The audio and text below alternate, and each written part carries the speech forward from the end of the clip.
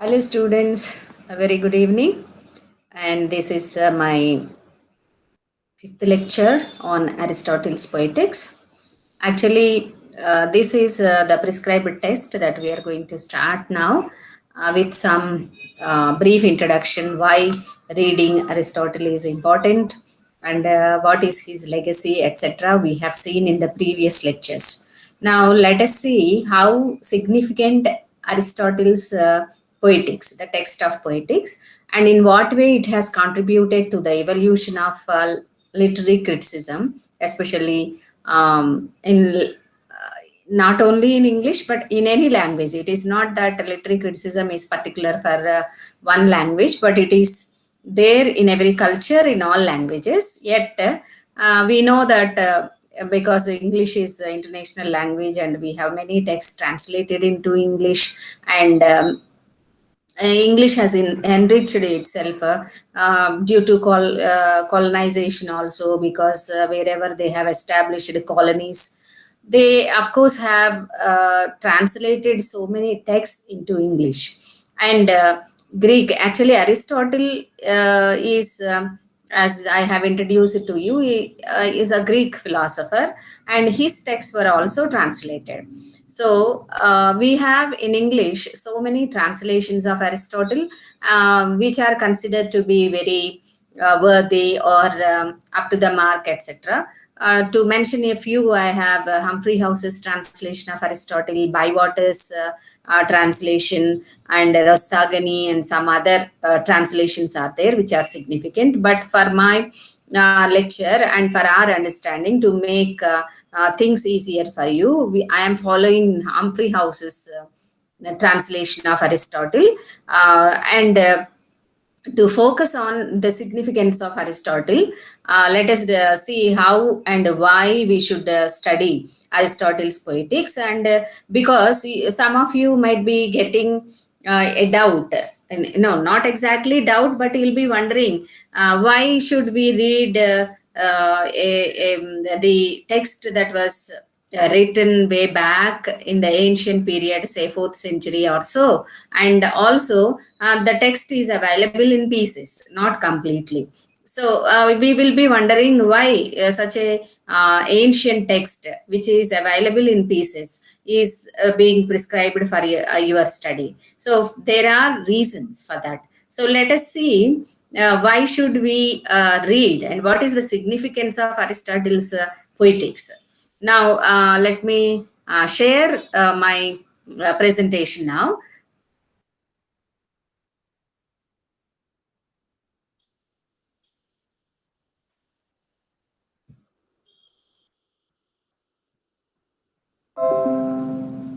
So I think you are able to see the screen, my screen now. So this is my fifth lecture regarding introduction, and then the first unit combined. The first lecture, fifth lecture is for poetics and or plot. So many concepts are dealt in poetics. So first of all, let us see what is the significance of poetics. So you know what is significance or importance. Just now I have mentioned, you might be wondering why should we read a text that is written in a very ancient period. So what is the greatness here? You can read on the slide. This is the earliest surviving treatise to record and distinguish systematically one poetic kind from another. So, this is what is needed as students of literature. See, in your first semester, you have been through the paper like Introduction to Literature, wherein you have tried to explore what is literature, what is not literature, and how many genres are there, and how can we distinguish between genres or among the genres, etc. You have, and that is. With the help of many texts like Elements of Literature, etc. In poetry also, I have tried to let you know how many genres are there in poetry and how they were, they have been evolving through generations. Now, the significance of Aristotle's Poetics is such that this is considered as a treatise and the earliest surviving treatise. We don't know whether Aristotle is the first one to write or about the kinds of poetry or the kinds of literature, and to distinguish what is tragedy or comedy or epic, etc. So, in among the texts that are available for us, and some are lost due to many reasons, due to wars or due to natural calamities. Of course, we will lose some of the important or very significant, remarkable sources of literature. Not only literature, of course, what is the destruction that war causes, and amidst all the what you call loss that a nation incurs, if it is also one of the parts, like literature or books, the valuable books could not be stored for generations together, and we will we cannot get access to those ancient texts. But Aristotle, luckily, Aristotle's Poetics is considered, and it has, it was, of course, stored by different people or different countries for many centuries. And now we could see that though it is in pieces or parts, it is available for us, and we it is established as the earliest surviving treatise, which distinguished, which differentiated very systematically one poetic kind from the another poetic kind. What is tragedy, what is comedy, what is epic, etc. And so you will now understand that we have this earliest form of knowledge that is written down by Aristotle to distinguish different genres. And one more thing, this is the significance of poetics. What is it? What are the earliest forms of differences or definitions of various poetic kinds, etc. We'll get from poetics. So that is the significance of poetics. And then we have in literature so many words, as just now I have addressed, like tragedy, comedy, epic, lyric, etc. They are the words which Aristotle has written in Greek, and they were not translated. Very surprising to know that these words are considered to be very important or very significant to convey the idea behind or the meaning behind the word. The Greek word tragedy is such that in other language we cannot find the what you call synonyms. So they were just transliterated from Greek to English or so many other languages also. They are just taken. And scholars, literary scholars, or philosophers or theoreticians could not find any words which can exactly convey the meaning of the Greek words like these, and they felt that it is good if we can just transliterate them into European languages, because Europeans were the ones who explored the first, and they started translating and just transliterating, and are being used even now. This is more important. See, it is not just that borrowing the ideas of Aristotle into a separate language, but a very significant thing is, even we are living in the 21st century, and we know we are now, even now, we are using these words. As you are all aware that our literary texts, especially in literary criticism and in the paper introduction to literature, and also in all the introductions that you will have for all the papers, you might have realized that these words are very common and we have been using. And even in the 21st century, say consider 4th century BC, it was written, and then now we are in 21st century AD. That means 23 centuries have elapsed, and we are still using these words, just transliterating them into the language, English language. So this itself, of course, will reveal the significance of poetics. So the second point is very important to note, and you may get a question like either in short answers or in like essay also. You may get a question, what is the significance of Aristotle's poetics? So what is it? You have to take the clues to write or to develop your answer from these points that I am showing you here in the PPT. So let us now come to the next point. After these ideas like tragedy, comedy, epic, lyric, etc., those were transliterated. And besides this, we have the next point, that is many of the important critical ideas like plot, character, episode, chorus, unity of action, etc., are taken from poetics. Now, you know all these words because you have read dramas, you have read novels, you have read one act plays, probably, and all these you might have come across these words like character, episode, what is unity of action, etc., and plot. Of course, you might have struggled in your first semester to know what is a story and what is plot, how to define it, and what are the differences, etc. So the word plot, of course, this idea is actually developed by Aristotle in a very detailed manner, and how it is, etc. And episode, even if you are not familiar in literary language, because now instead of episode we are using acts. Now the you might have gone through Hamlet's dramas like Shakespeare's dramas like Hamlet or Macbeth, any other a drama as of Shakespeare or plays of Shakespeare. You might have come across acts, scenes. Okay, so the episode is like our modern acts.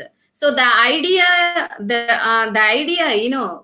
why acts are there in a drama. It is only for the convenience of the writer as well as perhaps the audience also. The scene of action is divided into different parts, and they are called as acts, scenes, etc. And this is not a new. So you know that Shakespeare has written his plays in 16th century, and most of his plays are divided into 5 acts, and each act divided into some, what you call, scenes, etc. The importance of dividing a drama as such.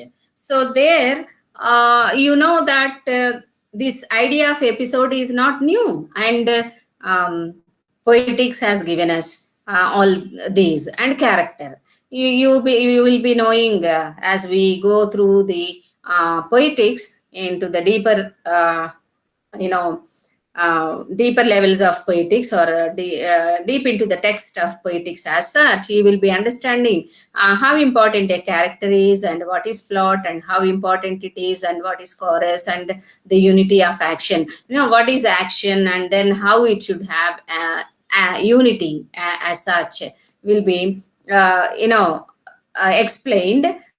And all these critical ideas are taken from poetics only. This is what I want you to know. First of all, this is what is the significance of Aristotle's poetics, because this poetics, this text has given us almost all concepts that we need to analyze a piece of literature, which you may call as prose or poetry, drama, epic, etc. All these.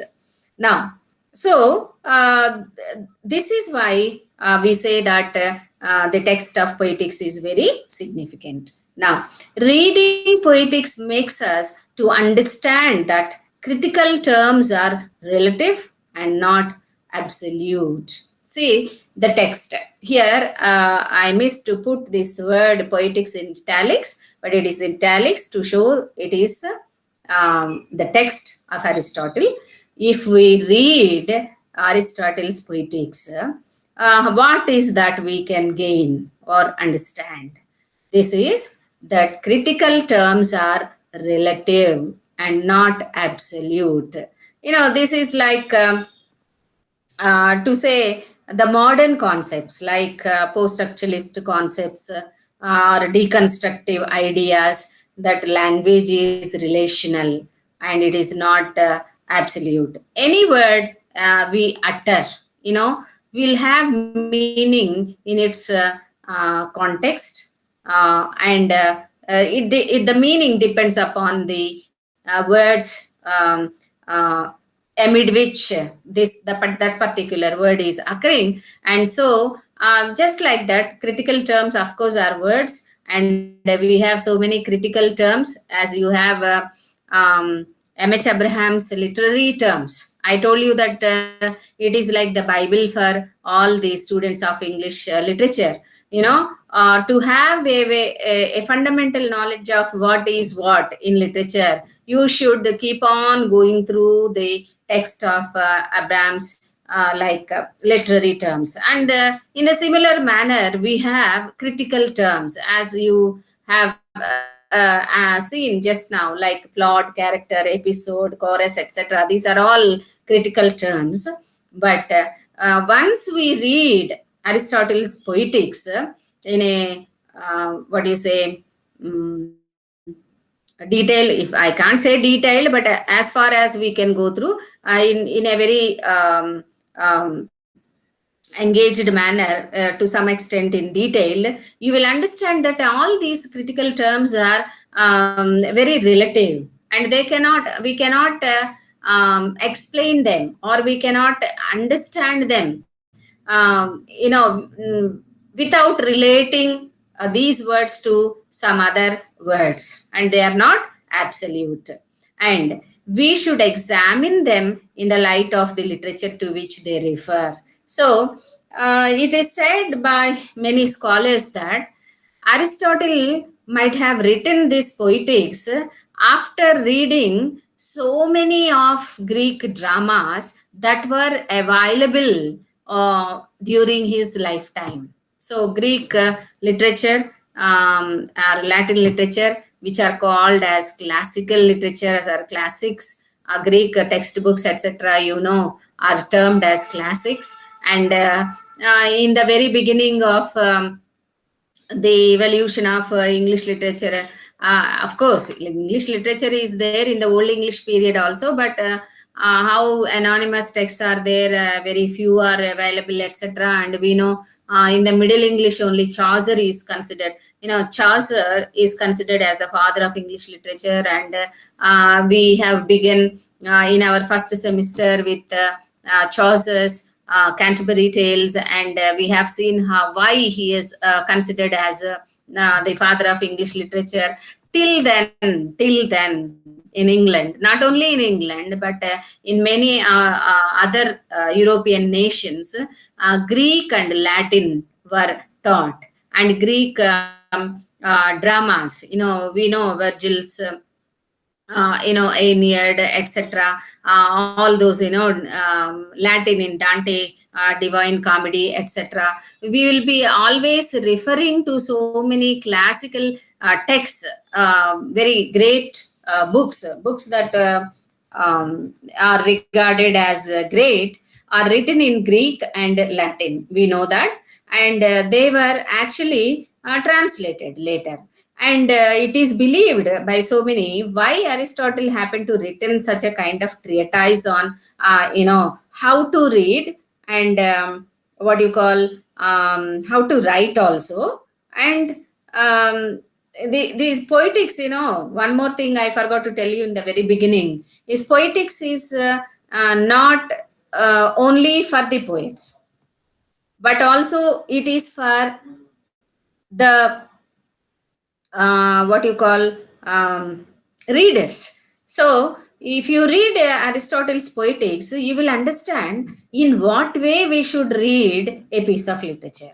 And of course, at the same time, the writers, poets or novelists or dramatists, whoever they are, they will get some guidelines how to write or how to develop a plot, how to make your plot, how to design your characters or how to develop your characters, and how to divide your play, and how to maintain the unity. Like the unities of, you are very familiar with the concept of three unities, because you have been through Samuel Johnson's preface to Shakespeare. Three unities. The concept of three unities is very important. You might have gone through, and how Johnson explains the importance of the three unities, and how he tries to explain that Shakespeare maintained these unities very well, etc. So, what I am telling, or what I am my intention is that you should realize why Aristotle has written such a text which is very comprehensive, a comprehensive treatise for the writers as well as the readers. Because Aristotle, at that time, Greek literature during his lifetime, Greek literature was very much rich, and he has many plays, many dramatists, whom he will be quoting in Poetics. Many times, he will be quoting the drama of Oedipus Rex, okay, and some other important dramatists, all Greek names. Sorry, I cannot recollect them now. But if you go to the drama of Oedipus Rex, um, let me recollect the name of the dramatist, Oedipus. King Oedipus, this is from this only we have this complex, like Oedipal complex, etc. In Greek drama, we have this writer. Sorry, I can't find now. Okay, I will let you know in the next lecture who wrote this. Oedipus, King Oedipus or Oedipus Rex. Here, I wanted to say only one thing, that Aristotle was exposed to the great rich literature of Greek, written by so many what you call poetic dramatists. That is called as poetic drama, tragedy, comedy, and epic poets, etc. So he was comparing, and then when so many dramas are available, he was trying to bring out the features of good texts or good literature in such matter. Good literature, in fact, and that is why he tried to write a treatise. And one more thing is, as I have given you in the previous lectures, his basic idea behind writing Aristotle's Poetic is to justify or to speak out his defense for the existence of poets and poetry in the Republic. Because we have seen how Plato has banned poetry or poetics, and then after, though he is the disciple of Plato, after Plato, he contemplated and he felt that poetry, though is not showing any utilitarian purpose for that matter, is also very important. It is important for the overall personality development of the citizens in a state. So, uh, if we read Poetics, we will understand so many things. And we will understand that a critical term or any literary term cannot be understood in isolation. And we should always try to focus on the meaning of that particular term, or that relevance of that particular term only in the light of the literature to which they refer. One thing I should say here, that literature is mm, of course comes from the culture in which we live, and literature of one culture will be very strange to the other culture. And language, of course, is nothing but culture, we know. And literature is taken from a particular society, and the social traditions, customs, practices will get reflected in literature. So even literature cannot be separated from the society in which it was produced. And in the same manner, all the critical terms also should be analyzed or examined, or we should know them, we should understand them only in the light of literature to which they are referring, those terms are referring. So if we read poetics, we will understand a mind, uh, a positive mind, I can say, how to analyze a particular literary text. So because literature is not something that is taken from nowhere and put into the text, different forms of text. No. So literature has a background, as you know that. So reading poetics will give you a bent of mind. Reading poetics will develop a kind of a bent of mind to understand literature, literary terms also. So this is the significance of Aristotle's poetics. So I told you that you may get a short answer question or an essay question also, and you have to justify your reading of poetics. What is that you will gain after reading poetics? At the end of the unit, or at the end of our discussion on poetics, I'll be putting this question to you, or I may ask you to write a few lines regarding the significance of poetics, etc. Or all of a sudden, I may ask you to say what you understood regarding poetics, etc. So, if you follow the lectures and if you read the text that I'll be providing, this is the text I'm providing is not exactly the text of Aristotle's Poetics, which is available online also, but I am following Humphrey House's lectures on Aristotle's Poetics. I'll be giving you that, and if you read, yeah, if you also read, you will understand what the significance of Aristotle is. For a student of literature. So this is the significance of literature. Now, let us see what are the concepts dealt in poetics. So the screen is visible to you, and you can see the concepts one by one: plot, character, the tragic action, catharsis, the emotions of pity and fear, pleasure and imitation. So these are the main concepts that are dealt in poetics. So now let us go through these concepts one by one. So first comes the plot. Okay. Actually, if you type Google for the elements of drama, plot is one of the elements of drama. And for Aristotle, plot is the heart of drama. Plot is the heart of drama.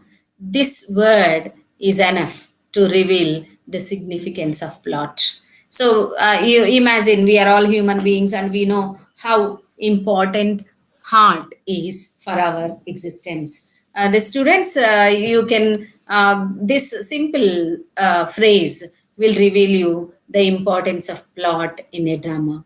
And of course, in many many translators of Aristotle, of course they felt that he has given undue importance to plot, and what is a story, mythos, plot, etc.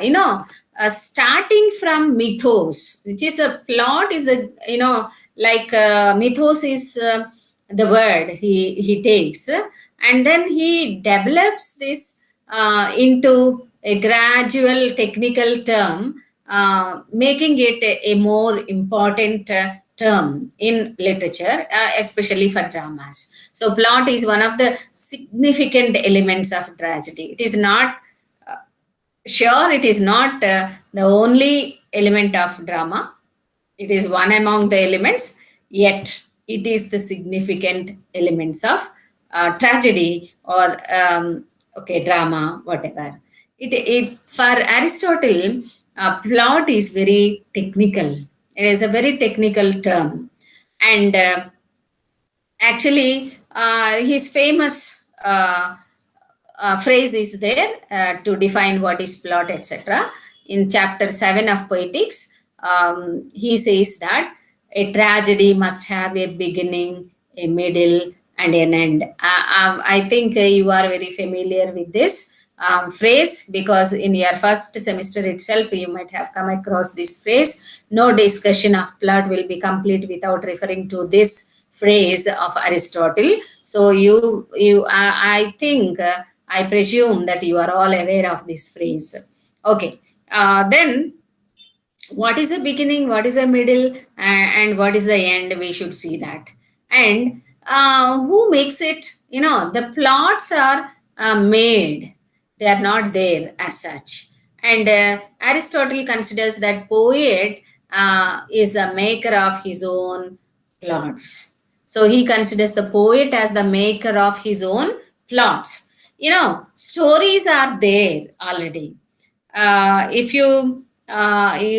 I don't know whether you have heard in your BA literature or some, yeah, or in our first and second semesters also, that the deconstructive critic, is that Roland Barthes. He says that no, what you say, no a story is new, okay, actually, because stories are always there in the culture, okay, in our traditions, and we take stories and we build plots. So in that aspect, we can see how Aristotle gives importance to the plot, and he of course here making the poet more important, because constructed a plot is constructed or made by the poet. And what is this phrase of beginning, middle, and end? Let us discuss in the next lecture. That is to begin with, what is the beginning and the middle, the end, how they are different. What is a story, what is a plot, what is beginning, what is the end, where can we begin actually, or where can the poet begin, etc. We will discuss in the next lecture. I hope all of you have gone, followed my lecture, because it is a bit difficult, very technical to know what is plot, etc. So this class we should only focus on the significance of Aristotle's Poetics. I think it is better if you can write, depending, listening to this lecture, if you can develop say a 2 pages of write up on the significance of Aristotle's Poetics, it will be good, so that the writing gives you more understanding to you. If you put your ideas into writing, you will never forget, and it will help you to memorize things also. So my advice is, after listening to this lecture, you try to develop some lines on your own about the significance of Poetics, and then mail that assignment to the department mail ID. Hope you will have a good time. Okay. Thank you all. Have a nice time.